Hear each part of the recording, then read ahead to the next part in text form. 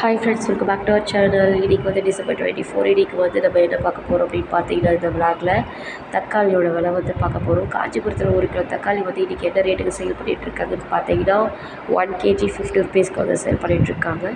Like பண்ணுங்கள், comment பண்ணுங்கள், share பண்ணுங்கள், நம்ம சேனலை சப்ஸ்கிரைப் பண்ணிக்கோங்க.